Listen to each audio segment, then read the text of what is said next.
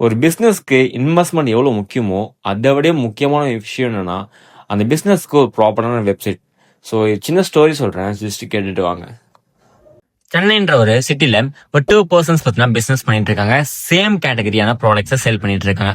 ஒருத்தர் பேர் பாத்தீங்கன்னா ராமு, இன்னொருத்தர் பேர் சோமு. ஸோ ராமுன்ற பர்சன் ஒரு டாய் ஷாப் வச்சிருக்காரு, சோமுன்ற பர்சன் சேம் டாய் ஷாப் வச்சிருக்காரு. ஸோ 2 பேருமே ஆப்போசிட்லயே கிடைச்சிருக்கானுங்க. பட் ஆனா ஒரே ஒரு விஷயம், ராமுக்கு சேல்ஸ் பாத்தீங்கன்னா எக்கச்சக்கமா வருது, ப்ராஃபிட்மே பாக்குறாரு. பட் சோமுக்கு அந்த அளவுக்கு சேல்ஸ் வரல, ஏதோ 1-2 சேல்ஸ் மட்டும் வருது. பட் இதுக்கான ரீசன் அவர் சர்ச் பண்ணி பார்க்கும்போது தெரியுது. ராமுக்கு ஆஃப்லைன்ல ஒரு ஷாப் இருக்கு, கூடவே ஆன்லைன்ல ஒரு வெப்சைட்மே இருக்கு. பட் சோமுக்கு ஆஃப்லைன்ல மட்டும் தான் ஷாப் இருக்கு.